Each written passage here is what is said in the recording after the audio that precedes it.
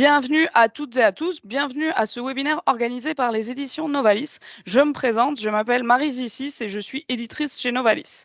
Je suis très heureuse que vous soyez des nôtres pour ce webinaire intitulé Les jeunes chrétiens à la rescousse de la maison commune.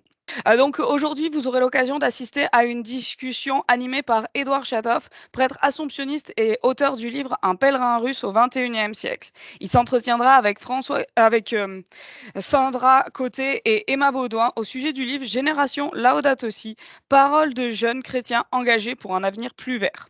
Emma Baudouin, qui vient de Picardie en France, est la secrétaire nationale du mouvement rural de la jeunesse chrétienne, MRJC.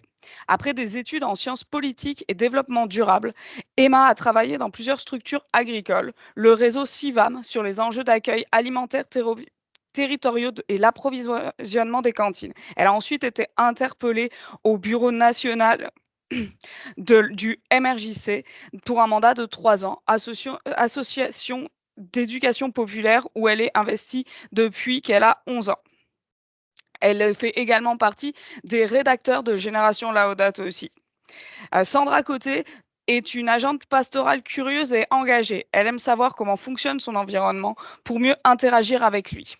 Ce faisant, elle a navigué dans un parcours scolaire et professionnel atypique. Elle a commencé par explorer son univers avec un DEC en sciences pures et appliquées au collège d'Alma, puis suivi des cours d'écologie à l'université de Sherbrooke pour se rediriger vers une formation technique et universitaire en horticulture. Après plus de 20 ans, Sandra Côté s'est réorientée en théologie pratique avec une majeure à l'Université de Montréal et une maîtrise à l'Institut de pastoral des Dominicains. C'est pourquoi, aujourd'hui, elle est à même de saisir toute la portée d'une écologie intégrale. Une période de questions suivra cette discussion. Afin de faciliter cette période, je vous encourage à écrire vos questions en utilisant l'onglet Q&R qui est l'onglet est situé en haut de votre écran pour cliquer et normalement ça va apparaître sur le côté droit de votre écran. Vous pouvez rédiger les questions quand bon vous semble, dès qu'elles vous viennent à l'esprit, et je les recueillerai en vue de la période à cet effet.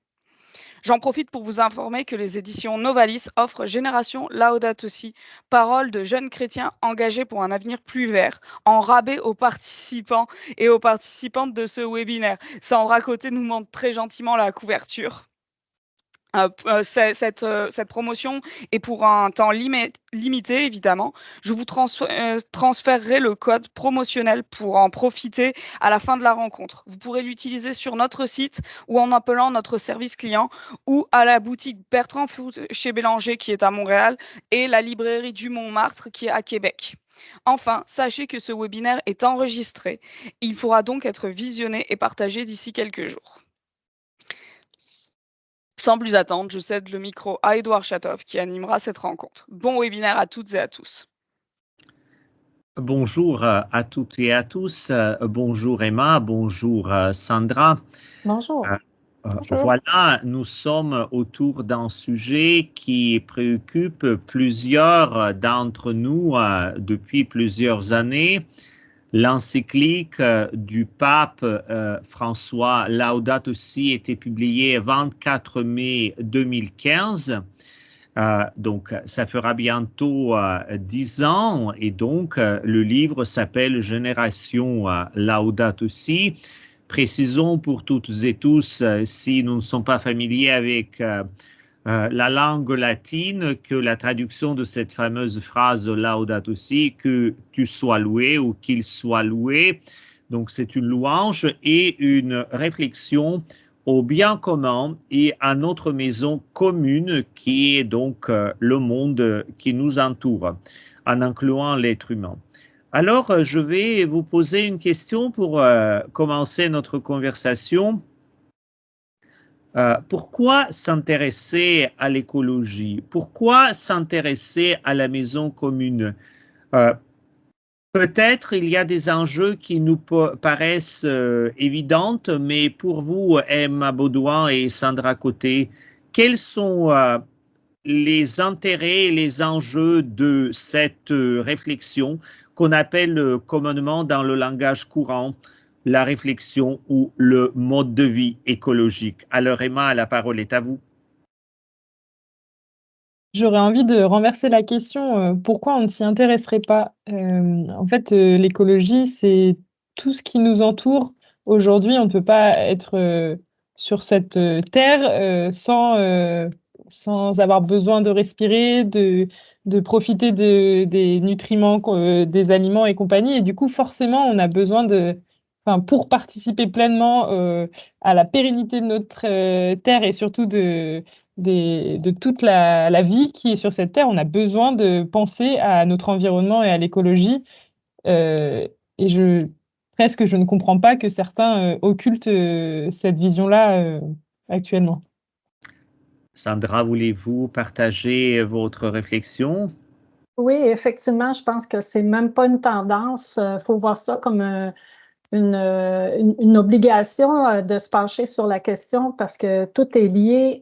D'ailleurs, la définition d'écologie, hein, c'est la science c'est ce qui étudie les relations, donc toutes les relations. Donc, l'écologie, ça étudie les relations entre les êtres vivants et son environnement et longtemps, on a pensé que cet environnement-là était à l'extérieur de nous, les êtres humains, et qu'on pouvait, consommer, faire de l'extraction de ressources, sans tenir compte de l'environnement, mais on se rend compte que, tout est lié puis que finalement, on fait partie des êtres vivants qui sont en relation avec l'environnement. Donc, aujourd'hui, on a attendu d'être au pied du mur et de voir les signes évidents de ces changements, de cette affectation-là des relations qui nous relient à l'environnement. Mais il aurait fallu s'en préoccuper beaucoup plus avant. C'est vraiment une nécessité aujourd'hui. Donc, si je vous comprends, c'est ce que aussi le pape François a souligné dans cette lettre encyclique Laudato Si, et ce que la génération Laudato Si, tel que l'appelle le livre publié chez les éditions Novalis, nous dit, ce sont vraiment nous, les personnes qui s'intéressons à cette écologie intégrale, c'est-à-dire à l'environnement pardon, et la place de l'être humain dans cet environnement et l'être humain et son impact de cet environnement. Hein. Alors, Emma, dites, pourquoi vous avez participé à ce livre? Qu'est-ce que vous a motivé? Peut-être aussi, qu'est-ce que c'était vos doutes ou peut-être des hésitations? Hem, alors, le premier doute ou la première remarque, qu'on avait, c'est sur l'appellation du livre Génération Laudato Si, puisque, nous, on trouve ça un peu réducteur, en tout cas l'association dans laquelle je fais partie et l'équipe, avec laquelle, je travaille et agis, heu, on se dit qu'on n'a pas attendu qu'il y ait, l'encyclique du pape, mais c'est très bien écrit dans la préface d'ailleurs du livre. On n'a pas attendu l'encyclique, du pape, pour, se mettre en mouvement, pour, porter un regard, interrogateur sur ce qui se passe autour de nous, sur les décisions qui peuvent être prises, par les dirigeants, à qu'importe l'échelle, que ce soit en local ou international, et sur l'aménagement de notre environnement. Pour autant, l'invitation était belle et assez unique de se dire d'aller interpeller des jeunes, aux 4 coins du monde, heu, pour venir montrer enfin un peu d'espérance aussi, enfin donner un peu d'espérance aux lecteurs pour moi, de montrer qu'il y a des gens qui agissent pour l'environnement, pour l'écologie, qui en ont conscience et qui pour autant peuvent garder le sourire. Si vous regardez bien les photos, il y en a beaucoup avec le sourire.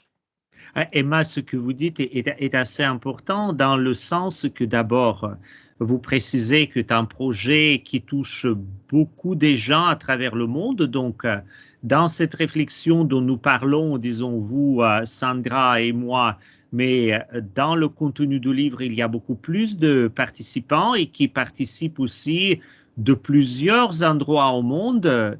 Quand vous vous dites notre association et notre mouvement, situez-vous un petit peu, vous êtes en France. Mmh mh. Et alors, votre association, c'est quoi au juste?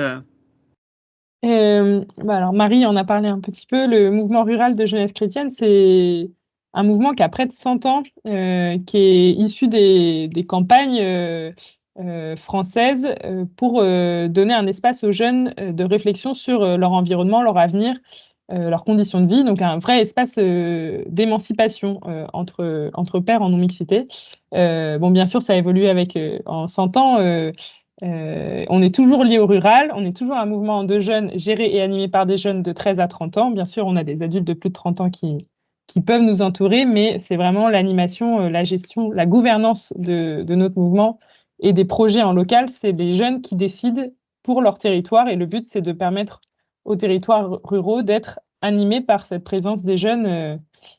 Voilà, et bien sûr, l'écologie est partout puisque on ne peut pas s'intéresser à notre environnement sans penser à notre impact, qu'il soit social enfin, ou au niveau de la pollution. Aussi réflexif, je pense. Mais on reviendra vers cela un peu plus tard. Sandra et vous, qui déjà nous ont montré la couverture de ce livre, vous n'êtes pas l'autrice dans ce collectif, mais vous êtes une lectrice qui a beaucoup apprécié ce livre tel que je comprends. Alors dites, qu'est-ce que vous interpellez? Qu'est-ce que vous a posé un peu la question, hein? Ce que j'apprécie vraiment de ce collectif d'écriture, c'est tout l'éventail d'expériences et de témoignages d'un peu partout. J'aborde un peu comme Emma concernant Laudato aussi. C'est sûr qu'il y a eu un mouvement qui précède ça, mais l'engouement de l'encyclique, ça l'a inspiré beaucoup de jeunes aussi qui n'avaient pas l'âge d'être engagés, mais dès qu'ils ont pris connaissance de la lettre du pape, dans le fond, ça donne une motivation supplémentaire, je pourrais dire. Puis, ce que j'aime de Laudato aussi, de l'encyclique, c'est tout l'aspect de justice sociale. Comme je le disais avant, dans le fond, écologie intégrale, c'est pratiquement un pléonasme parce que l'écologie, ça touche à toutes les relations, dans le sens, la relation aux plus pauvres aussi, c'est de l'écologie. La relation à Dieu, c'est de l'écologie tant qu'à ça. Mais ce que j'aime dans ce collectif, c'est qu'on voit qu'il y a des gens qui sont impliqués, des jeunes qui sont impliqués dans différents milieux. Un peu comme Emma dans le milieu rural pour tout ce qui est la relation de la place du paysan, de l'agriculteur, celui qui fait de l'élevage ou celle qui fait de la plantation écologique, biologique de légumes.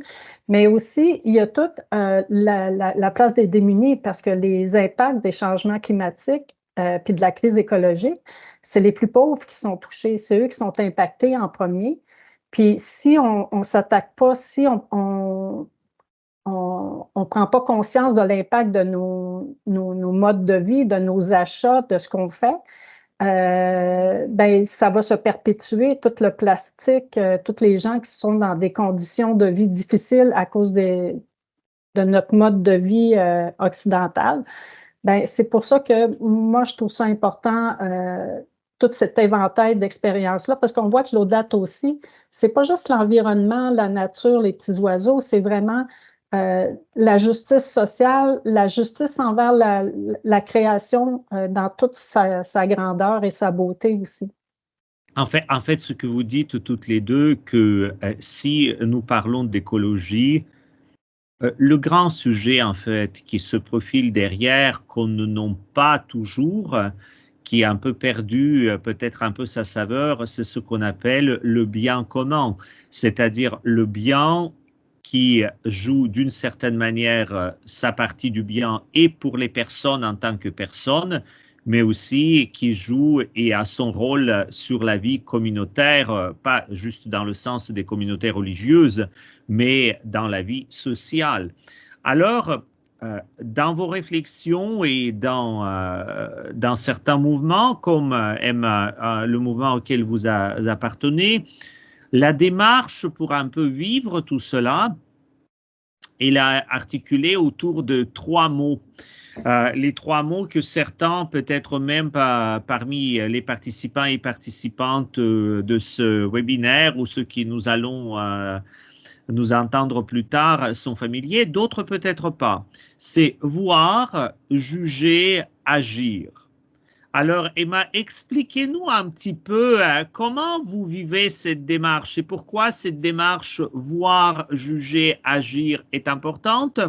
Et aussi, après, on verra, Sandra, vos réflexions aussi, les échos, peut-être des ajustements ou quelques nuances que vous apporterez à ce que nous partagerons à ce premier temps.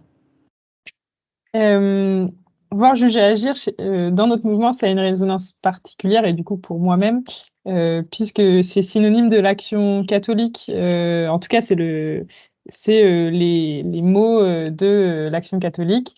Et c'est toute la démarche pédagogique dans laquelle nous, on s'inscrit au MRJC, avec les jeunes en équipe, que ce soit en local ou alors au niveau national. C'est une pédagogie qui va à la fois du fait en tant qu'être humain, en tant que jeune, de prendre le temps d'observer ce qui se passe autour de nous, d'oser un regard critique sur ce qui se passe autour de nous, de collectivement juger ce regard critique, de se dire à l'aune de ce que nos idéaux, nos valeurs ou ce qu'on aurait aimé que ce soit ça, on puisse aussi émettre des jugements pour ensuite partir vers l'action. Pour nous, c'est très important de pas seulement rester à l'étape de juger, mais vraiment de se mouvoir pour pouvoir agir et faire changer les choses. L'idée, c'est vraiment de changer le monde, changer la société.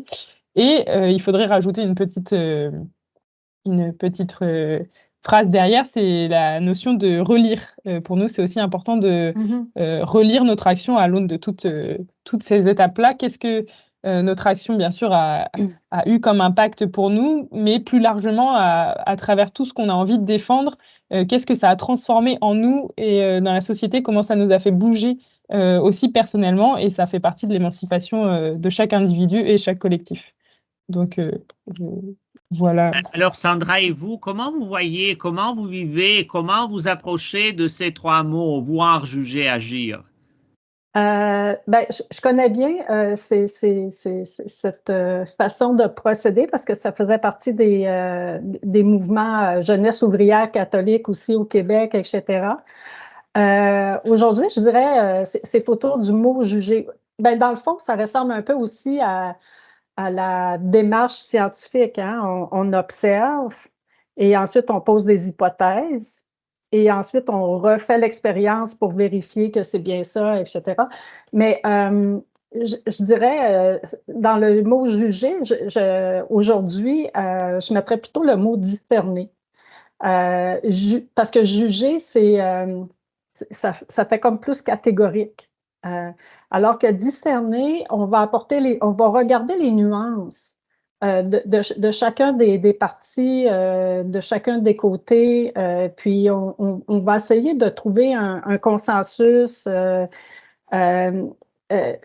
avant d'appliquer des actions, mais les deux veulent probablement, c'est encore dans la définition, hein. L'idée là-dedans, c'est quand on travaille en équipe de s'accorder sur la définition des choses. Mais si pour juger, on voit les nuances aussi, c'est très bien. Mais je pense que pour moi, en tout cas, le mot discerner est peut-être plus approprié. Parce que peut-être avec l'expérience aussi, on voit que c'est jamais tout blanc ou tout noir et que parfois il faut moduler un peu ses aspirations. J'ai peut-être eu trop d'aspirations qui ont été...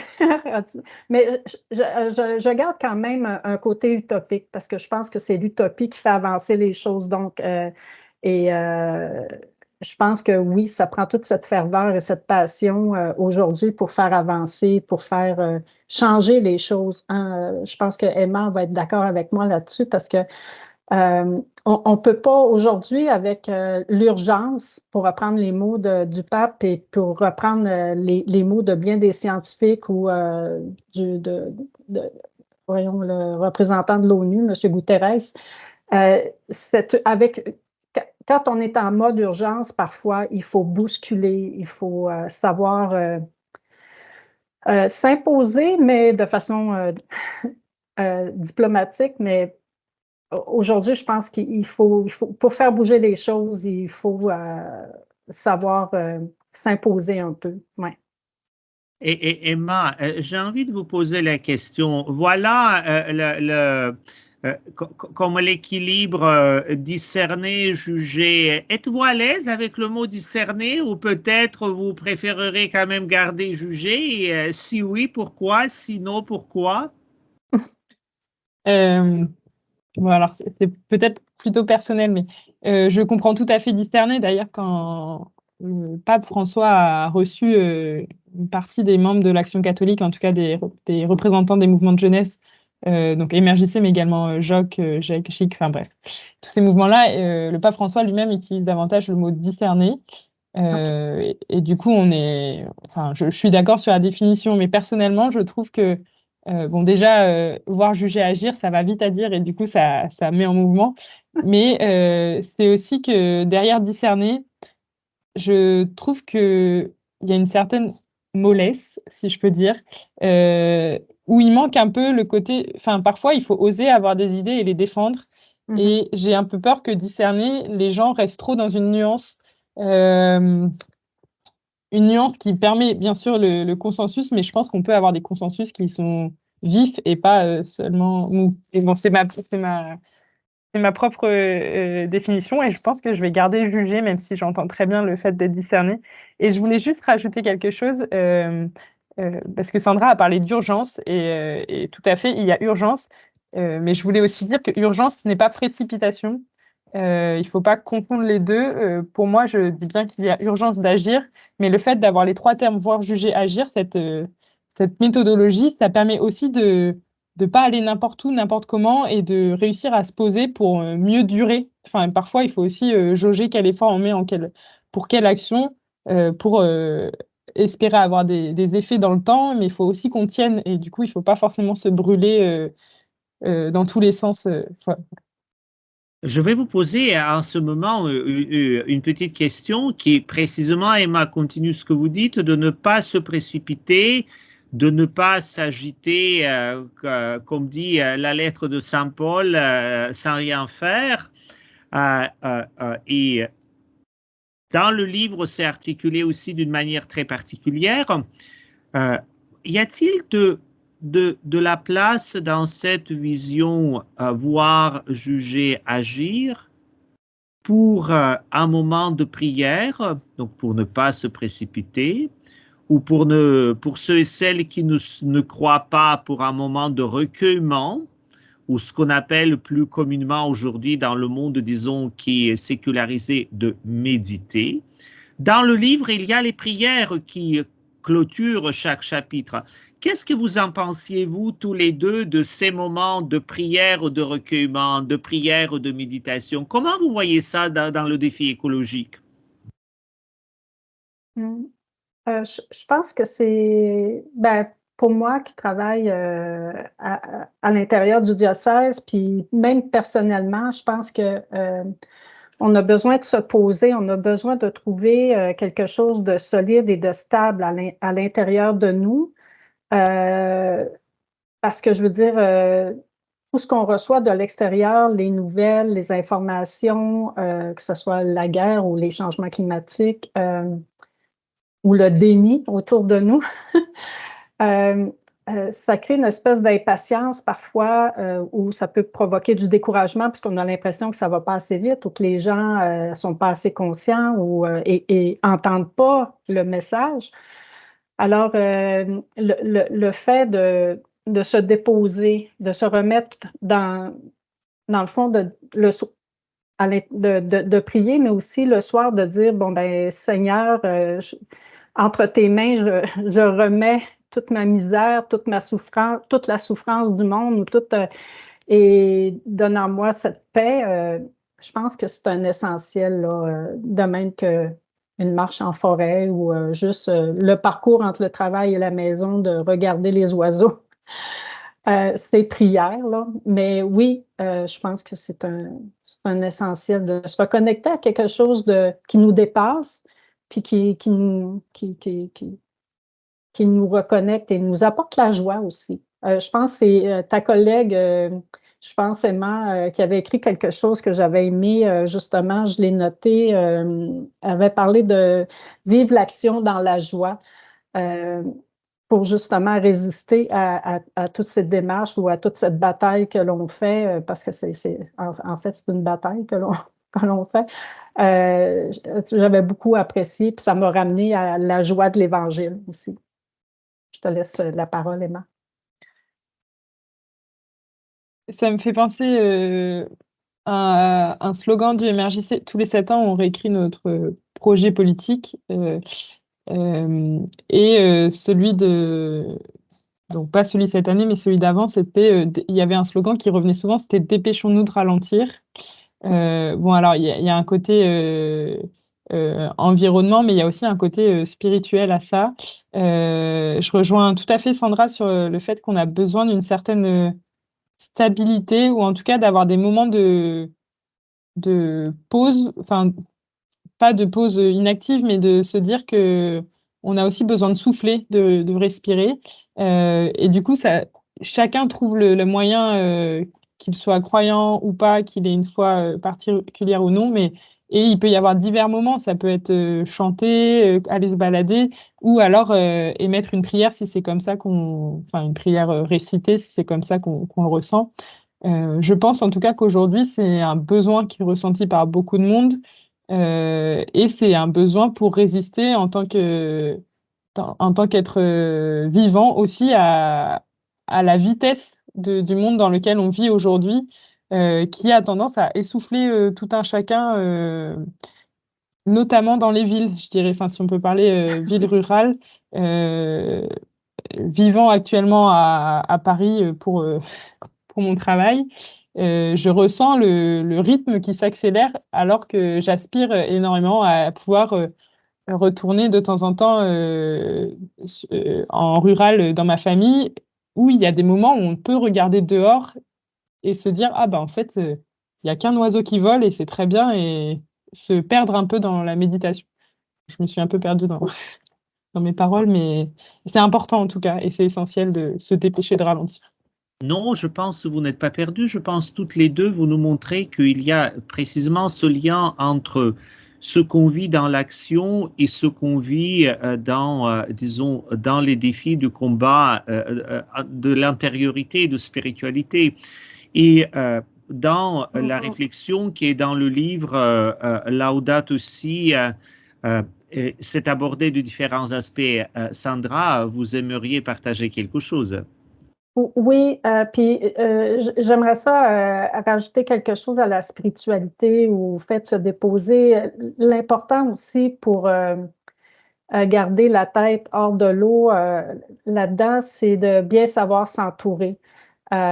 Puis c'est pour ça que le fait qu'Emma soit dans une organisation, dans un groupe, le fait que je sois entourée de collègues de travail, même si je suis toute seule à mener ce dossier, en parenthèse, je me sens pas seule dans le sens que j'ai des collègues, je vais m'entourer de personnes avec des compétences qui viennent compléter ce que moi j'ai de besoin.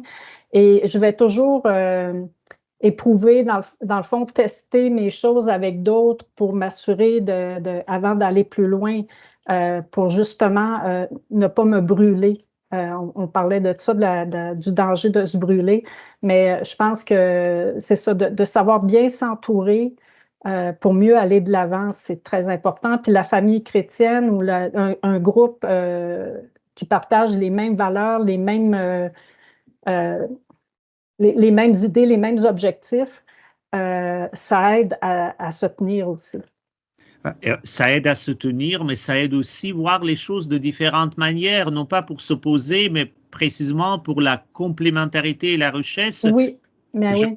Je pense même la richesse du livre dont nous parlons un petit peu, c'est aussi dans cela. Il y a plusieurs auteurs, plusieurs personnes, plusieurs pays, plusieurs aspects. Il y a la gouvernance, l'économie, l'éducation, le développement communautaire, la technologie, le style de vie.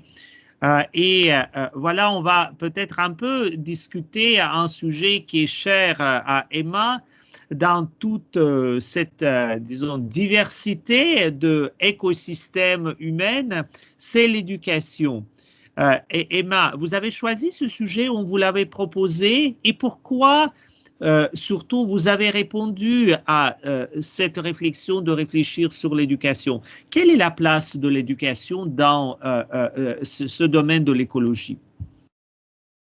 Alors, moi, quand j'entends éducation, il faut pas entendre que l'éducation du système scolaire, il faut entendre tous les espaces qui permettent aux personnes les plus grands et plus petites d'avoir accès à des connaissances et des espaces d'échange suffisants pour se faire un avis sur les choses et prendre position également, et grandir, bien sûr, selon les étapes de la vie.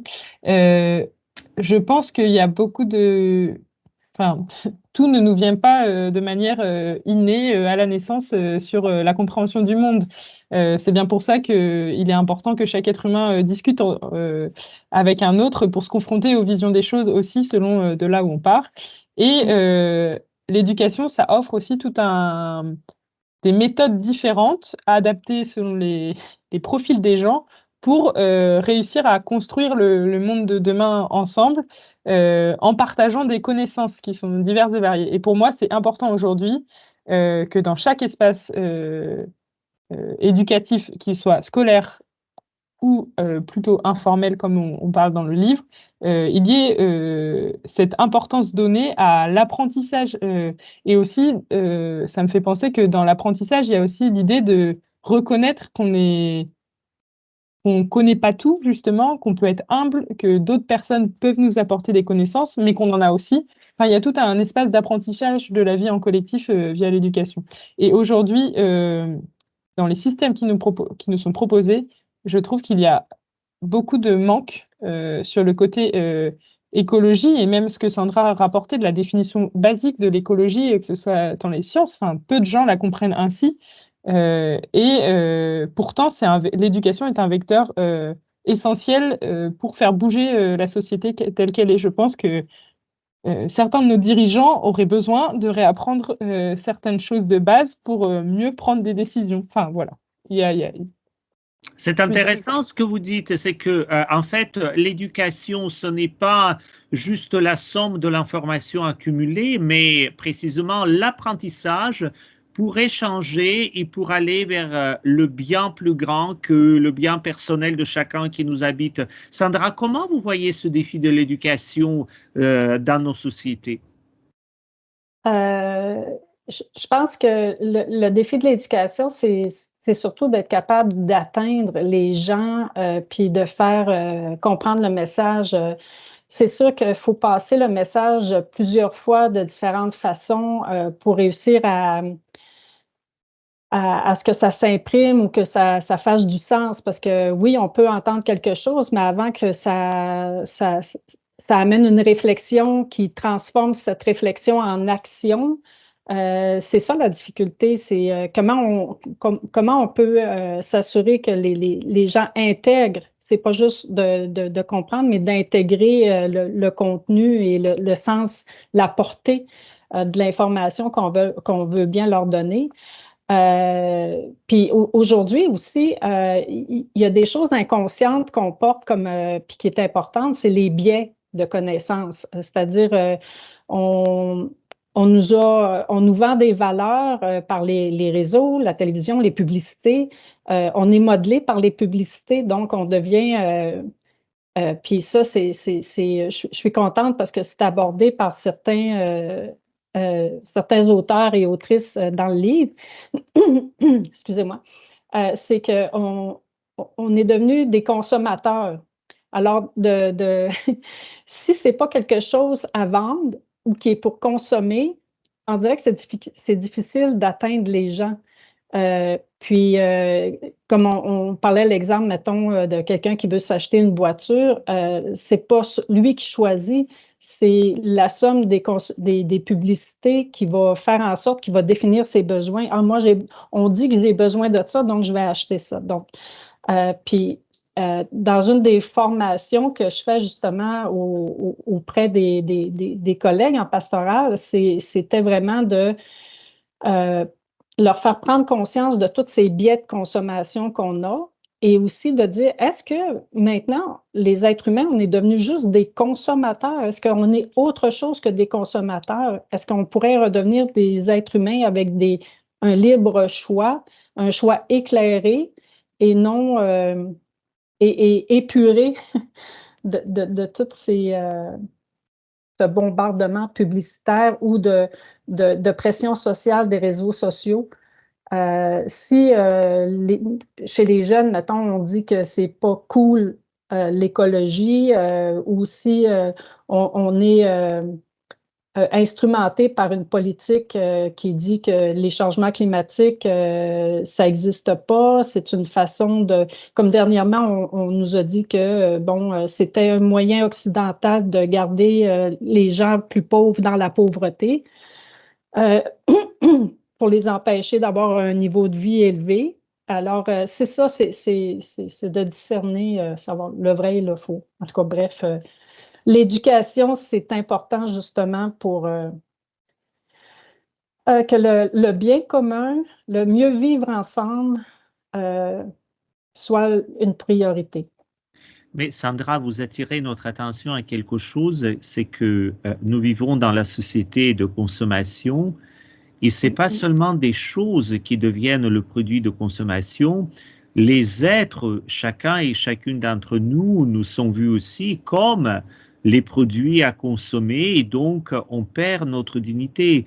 Et là, je me tourne vers Emma parce qu'il me semble c'est précisément un peu votre propos, Emma, dans votre réflexion pour dire il y a des êtres, les citadins, qu'on regarde avec un regard un peu normal. Et le paysan, il s'est perdu quelque part dans la nature, voire il n'est pas très utile ou il est un peu oublié, et donc il faut réhabiliter cette posture.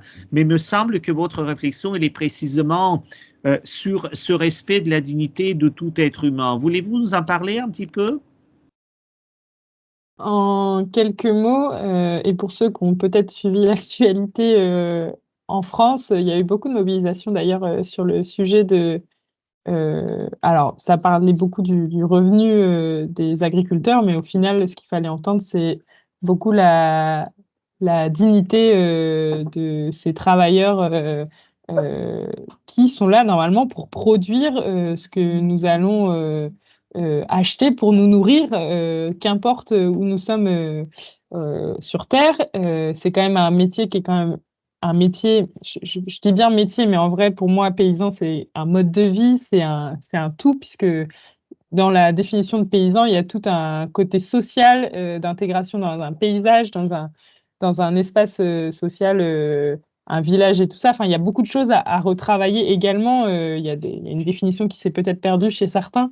Mais aujourd'hui, dans le monde qu'on est, avec l'agro-industrie, qui est venue aussi façonner les besoins, enfin, ou en tout cas le ressenti de besoin de chaque consommateur, on a perdu finalement la question de la dignité de la personne qui va être au bout du, enfin, au bout du travail, quoi. J'allais dire au bout du choix des semences, mais c'est même plus forcément l'agriculteur qui choisit ses semences, c'est pas forcément l'agriculteur qui choisit quels outils il va utiliser ou pas. Enfin, c'est aussi la base de notre mouvement de travailler sur l'émancipation des agriculteurs en rural. Avant, on s'appelait Jeunesse agricole catholique. C'est permettre de réfléchir à quels sont nos outils et qu'est-ce qu'on a envie de faire de cette vie qui est plus qu'un métier. Enfin, en tout cas, c'est un gros sujet sur lequel il faut travailler et il faut reconnecter tous les êtres vivants et surtout les êtres humains, qu'importe où ils se trouvent à distance d'une ferme, en tout cas, on sera toujours lié à la question agricole et la question de la production nourricière. Et du coup, il y a un lien à recréer et surtout une prise de conscience des impacts de ce qu'on fait avec notre argent actuellement et nos politiques. Mais ce que j'entends aussi, mais dans ce que vous dites, ce n'est pas juste une réflexion ou des intentions pieuses. Il y a précisément des actions qu'il faut poser. D'ailleurs, votre réflexion se situe dans la section du livre qui s'appelle Agir. Et deuxièmement, il y a l'engagement politique parce que tout n'est pas juste personnel. Il y a aussi des structures qui nous déterminent ou qui nous prédéterminent, qui nous aident ou qui nous empêchent. Comment vous voyez cela? C'est une large question. Essayez, on est là pour ça. Mais ça me vient de me permettre de m'exprimer sur le fait que dans ce livre, on voit beaucoup d'actions de jeunes qui sont souvent d'ailleurs en collectif, ce qui vient appuyer l'importance d'agir ensemble et pas parce que tout seul dans son coin, on est souvent vite désespéré ou en tout cas désabusé. Euh, et du coup, ça me faisait réagir sur la responsabilité, certes, de tous à chacun. Bien sûr que tout le monde a entendu parler de l'histoire du colibri. Si chacun met sa pièce, on va réussir à construire un monde meilleur. Mais en fait, c'est pas suffisant. C'est utopique comme vision et c'est surtout un peu culpabilisant pour chaque individu qui n'a pas les mêmes capacités d'action selon là où il se trouve. Et aujourd'hui, moi, j'aimerais bien rajouter à l'image du colibri l'action d'aller pardonnez-moi pour le côté familier, d'aller piquer les fesses du pachyderme. Quand j'entends pachyderme, c'est tous nos dirigeants politiques, mais pas seulement, nos dirigeants, ceux qui sont à la tête de multinationales dans l'agro-industrie et dans la pharmaceutique, enfin, dans tous ceux qui ont des multinationales en tout cas, et qui malgré tout ont du poids sur les politiques qui sont prises aujourd'hui dans le monde. Et il y a vraiment une responsabilité à ce sujet-là. C'est pas seulement l'individu avec son petit jardin qui décide de faire pousser 3 carottes qui va réussir à inverser euh, le, la situation actuelle. Il y a besoin qu'il y ait une prise de conscience à tous les étages et des actions à chaque échelle adaptées. Mais aujourd'hui, euh, il y a de l'espérance, mais j'avoue, des fois, perdre un peu espoir envers les dirigeants en place. Mais si je vous comprends bien, Emma, et après je vous donnerai la parole à vous, Sandra, c'est que il y a ce qu'on appelle, ce que Jean-Paul II a introduit comme réflexion, il y a ce qu'on appelle les structures du péché, donc il y a aussi les structures de la grâce, il y a des structures de recul et de vraiment d'enfoncement dans le mal, et il y a d'autres qui nous permettent de progresser tous ensemble. Mais c'est précisément, ce n'est pas juste personnel, c'est structurel et donc il faut prêter l'attention. Sandra, la parole est à vous parce que je vois vous voulez vraiment dire quelque chose. Oui, je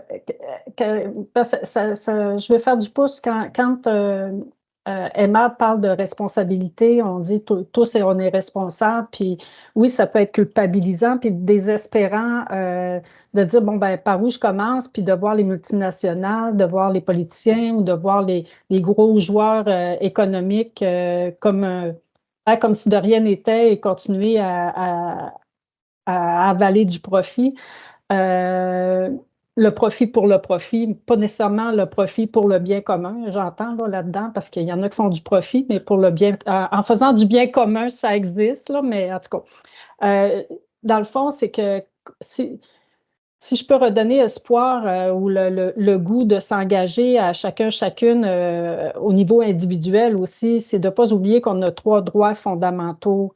Le premier, c'est l'élection. Donc, bon, ça vaut ce que ça vaut, mais on peut choisir d'élire. On est dans des pays démocratiques en général, la plupart d'entre nous. Donc, ça commence par d'élire les personnes qui vont aller dans le sens qu'on veut le plus.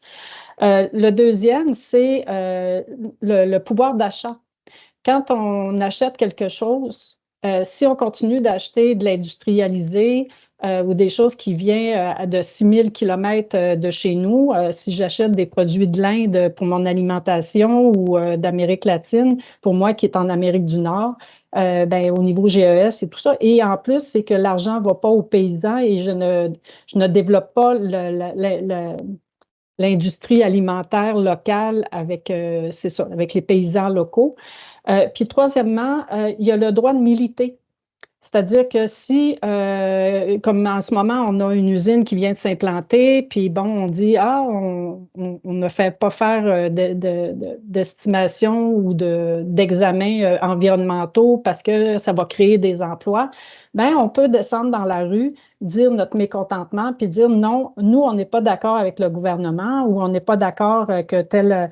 Donc, le droit de militer, qui est souvent pas assez suffisamment utilisé, il ne faut pas l'oublier, le droit d'achat, c'est-à-dire notre pouvoir d'achat, puis notre droit d'élection. Donc, déjà, comme simple citoyen, je trouve que ça nous donne quand même un bagage pour faire changer les choses d'une certaine façon, en tout cas. Ouais. Alors, Sandra, si je vous entends bien, pour être écologique, il ne suffit pas juste mettre la pelure de banane dans le sac de recyclage, c'est nécessaire et important, mais pour être écologique, il faut être un citoyen engagé, un acheteur responsable et une personne engagée d'une manière respectueuse mais persévérante.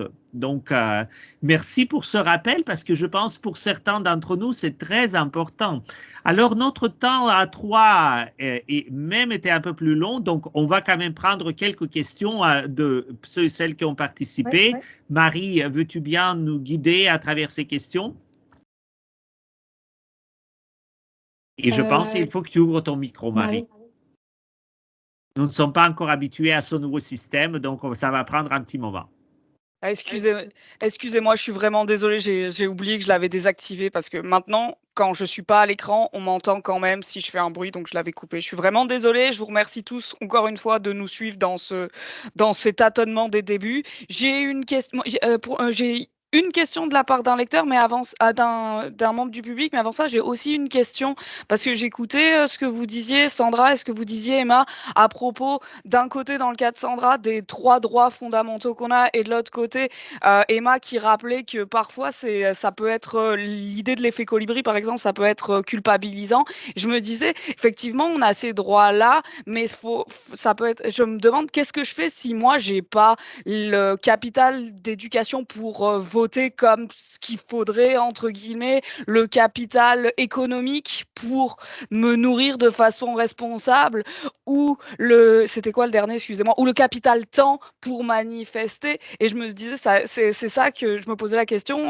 comment je jongle entre, d'un côté, c'est vrai, je suis pas responsable de tout, Emma l'a rappelé, et c'est important d'interpeller les dirigeants.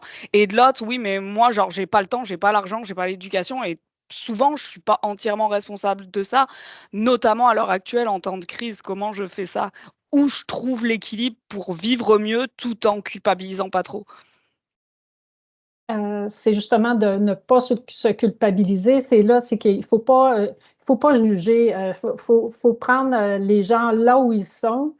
Puis le moindre petit geste, oui, ça fait une différence parce que collectivement, si on prend l'ensemble de tous ces nouveaux petits gestes, c'est peut-être juste de se demander à chaque semaine ou à chaque mois, un coup que j'ai fait quelque chose, est-ce que je peux faire quelque chose de plus?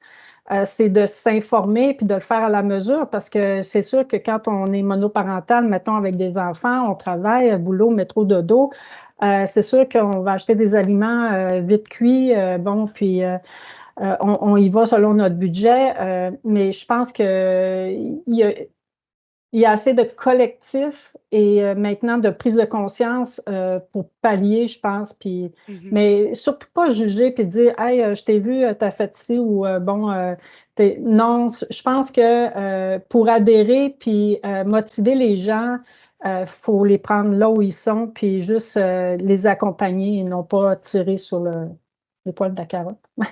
Emma?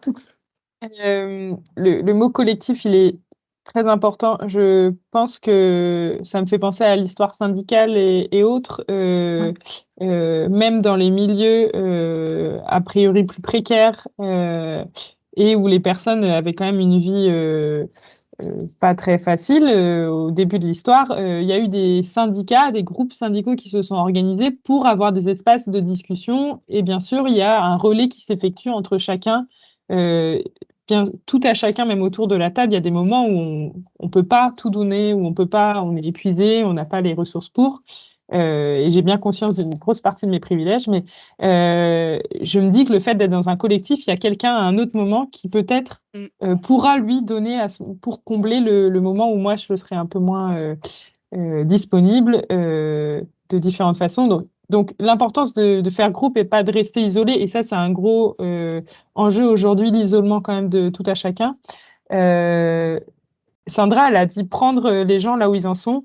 Moi, dans le verbe prendre, il y a aussi, je reviens sur la responsabilité des États, il y a aussi des structures et l'accompagnement des structures, qu'elles soient financières ou autres, dans l'éducation populaire ou en tout cas dans la société civile. C'est important de soutenir ces espaces-là qui font en sorte de réfléchir aux meilleurs moyens pour apporter le plus d'informations et de la manière la plus intelligente possible et des espaces de discussion, ne serait-ce que de discussion entre Ouais. les gens et il y a besoin de soutenir ces structures-là qui font ce qui vont pallier tout ce que le système actuel a du mal à mettre en place et creuse les inégalités. Enfin, Merci. Il y a peut-être aussi, Marie, je me permets de rajouter, il y a peut-être un moment de détoxiquer d'une manière respectueuse, mais tout de même précise, nos canaux d'information, nos réseaux sociaux, nos manières un peu dépersonnalisées de s'adresser les uns aux autres. Et ça, c'est vraiment les questions structurelles. Oui. Merci beaucoup pour vous répondre. Il y a Monsieur Bédard aussi qui rajoute, lui, il voit l'idée de la culpabilité plus comme une question de responsabilisation. En fait, il dit si je ne me culpabilise pas, je m'en fous. Il faut être mal à l'aise pour faire une réflexion sur mon comportement et possiblement changer. Je trouve que c'est une réflexion aussi. C'est l'idée de bouger dont vous parliez, d'agir. Et il y a quelque chose qui remue. Et donc, je remercie Monsieur Bédard pour ce commentaire de complément. Luc Deshôtels, lui, avait une question qui, en fait, est le prolongement de ma question d'un point de vue pratique. Il demande si on a des exemples d'actions possibles à mener en paroisse, par exemple. Oui, en ce moment, une des actions qu'on est en train de faire, on est en train de jouer au niveau collectif, justement, à la grandeur du diocèse. On est en train de faire une sensibilisation pour décarboner nos bâtiments, c'est-à-dire de regarder, faire une recension de tous nos bâtiments, système de chauffage, etc. Puis de regarder, si on a encore du chauffage au mazout, de regarder avec les subventions des achats de groupe pour modifier ça. On fait aussi, je vais faire le 13 avril une demi-journée de formation, sensibilisation pour comment être créatif en paroisse, créer des îlots de fraîcheur avec plantation d'arbres, déminéraliser certains espaces de stationnement pour aider l'eau à, à détourner l'eau pour qu'elle retourne dans les nappes phréatiques et non pas dans la rue et dans le système d'eau pluviale. Aussi, les jardins, il y a toute l'installation de jardins collectifs ou à partager. Il y a toute la sensibilisation des équipes pastorales de la manière qu'ils utilisent les bâtiments quand ils viennent travailler, mettons qu'ils apportent leur lunch, puis il n'y a pas de collecte, il y a pas de collecte de matière organique, exemple, on rapporte prendre le réflexe de rapporter à la maison les matières organiques plutôt que les mettre dans la poubelle pour qu'ils soient mieux recyclés et revalorisés. Oui, il y a plein de choses qu'on est en train de faire pour sensibiliser les paroisses, d'être en relation aussi, parce que l'écologie, c'est d'être en relation avec son voisinage, donc de créer le plus de partenariats possible avec les institutions, les résidences pour aînés, les organismes communautaires, pour voir comment on peut mettre notre bien commun en communauté le plus possible, créer des partenariats pour se partager les richesses, puis rendre nos milieux de vie plus adaptés aux crises climatiques. Fait que c'est un peu ça qu'on fait au niveau diocésain en ce moment dans chacune des paroisses, mais je pense que le mot, c'est créativité. Être créatif, puis pour ça, il faut mettre nos cerveaux ensemble, puis créer de la synergie pour les projets. Sandra, est-ce que je vous entends bien aussi à partir de ce que nous avons discuté?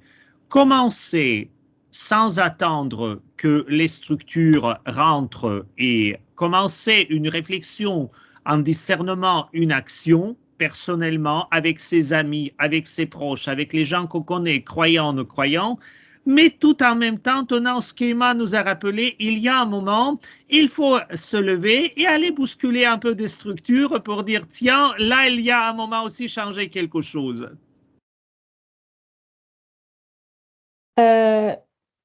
Si je comprends bien la question, c'est comment dans le fond, c'est d'interpeller. Il faut oser inviter il faut oser interpeller, il faut oser organiser des soirées ou des après-midi de lieux de discussion, comme Emma le mentionnait tout juste auparavant. Il faut, si on fait juste mettre une annonce, puis on invite, parfois ça ne marche pas. Il faut interpeller personne par personne, puis leur dire, écoute, parle-en. Puis je pense que oui, c'est ça. Faut oser organiser. Au début, lorsque j'ai fait la première demi-journée d'information pour les fabriques et les paroisses, on m'a dit, ah, tu n'auras pas beaucoup de monde, ben, t'es-tu sûr? Nanana. Fait que finalement, bon, on a mis le paquet, on a invité des gens, puis finalement, ça a fonctionné. Je voulais 50 personnes, j'en ai eu 20, mais 20 personnes quand même qui, en sortant de là, étaient super motivées, étaient convaincus de l'urgence d'agir, puis avaient hâte de rencontrer leurs équipes respectives pour partager la bonne nouvelle. Emma, vous voulez dire quelque chose, je crois. Je veux juste réagir sur le fait c'est le mot interpeller qui m'a interpellée. Dans l'idée aussi un premier pas, c'est de sortir de l'individualisation qu'il y a aussi au sein de nos paroisses. Enfin, il me semble qu'il y a un lien social, une certaine écologie à recréer entre les paroissiens qui viennent vivre un petit bout de leur vie au sein de la paroisse de différentes façons. Il manque ce lien qui est créé et qui parfois va permettre d'aller interpeller chacun et chacune sur différentes questions. Ne pas rester dans une vision très individuelle malheureusement, moi, ce que je peux apercevoir en France de la pratique de la célébration, enfin de Et la de messe. célébration et de la vie, je pense. Mm. Alors, notre temps s'écoule. On va donner la parole à Marie pour conclure, je pense, notre rencontre. Ça passe toujours très vite. Alors, Marie. J'ai une dernière question qui nous vient de Liliana avant, si vous pouvez y répondre rapidement. En parlant du collectif, y a-t-il d'autres diocèses ou paroisses au Québec qui travaillent là-dessus? Y a-t-il des communications entre les diocèses? Par exemple, le diocèse de Sherbrooke a un comité d'écologie intégrale. Donc, Sandra, je pense que cette question est plus pour vous dans vos... Je ne sais pas. En ce moment, je sais que dans chacun des milieux, comme à Trois-Rivières, à Sainte-Anne-de-la-Pérade, maintenant, il y a un comité qui travaille là-dessus, qui sont créatives, qui font une semaine du jour de la Terre. Je pense qu'il faut s'informer auprès de sa paroisse, auprès de son diocèse. Et puis, s'il n'y en a pas, partez-en un. Interpellez les gens de votre paroisse pour justement susciter une après-midi, un lieu de rencontre pour en discuter puis en partir un. Je pense que c'est très louable puis ça va être très utile. Et oui, on a besoin de vous. Merci beaucoup. Malheureusement, notre séance tire à sa fin. Si vous le souhaitez, vous pouvez m'envoyer vos questions par courriel. Je les transférerai aux intervenants. Mon courriel s'affiche dans l'onglet Q&A. QNR, excusez-moi, en même temps que le code promo d'ailleurs que je viens d'indiquer, ainsi que le numéro de téléphone de notre service à la clientèle si vous voulez commander le livre par téléphone. En conclusion de ce webinaire, je voudrais remercier une dernière fois les intervenantes, Emma Baudouin et Sandra Côté, d'avoir accepté de discuter de ce sujet passionnant. Je vous rappelle que Novalis vous offre un 25% de rabais à l'achat du livre Génération Laudato Si, paroles de jeunes chrétiens engagés pour un avenir plus vert. J'ai mis le code promo dans l'onglet QNR, comme je vous le disais. Il est valable jusqu'au 3 avril inclusivement. Si vous n'avez pas eu le temps de le noter, ne vous inquiétez pas, vous allez recevoir un courriel dans peu de temps dans lequel toutes les informations pour acheter le livre avec la promotion sont incluses, comme d'habitude. En parlant de ce courriel, vous allez le recevoir d'ici peu. Il a un petit peu changé à cause du passage à Teams. Maintenant, il contient non seulement toutes les informations concernant le code promo et la prochaine diffusion sur YouTube, mais également la possibilité de revisionner dès maintenant le webinaire. Cependant, la vidéo que vous pourrez visionner n'est malheureusement pas éditée, ce qui fait que vous pourrez la regarder, mais vous ne pouvez pas la télécharger et vous ne pouvez pas la transférer pour le moment. Ce qu'on va faire, nous, c'est qu'on va la télécharger parce que nous, on a cette possibilité-là, l'éditer et la mettre sur YouTube d'ici moins d'une semaine. Et dans ce cas-là, à ce moment-là, sur notre chaîne YouTube, vous pourrez la transférer à vos amis et à votre entourage. Le lien vers notre chaîne YouTube est également dans le courriel. Je vois que 2 personnes lèvent la main. Malheureusement, je ne peux pas vous faire parler. Il faut que vous parliez dans les questions. Il y a Madame Diane Lepage qui dit que il existe la plateforme internationale du Vatican, Laudato Si, qui informe et soutient notre action chrétienne et ecclésiale. Effectivement, c'est important. C'est un site qui est très intéressant et n'hésitez pas à aller le regarder. Merci Madame Lepage. Finalement, merci à vous tous les participants et les participantes. J'espère que vous avez apprécié ce webinaire, même si il a été un peu agité en raison du passage à Teams. Merci de nous suivre et de continuer à participer à nos webinaires. Au nom de toute l'équipe Novalis, je vous souhaite donc une très bonne journée et à bientôt pour nos prochains webinaires. Bonne journée à toutes et à tous. Au revoir. Merci, au revoir.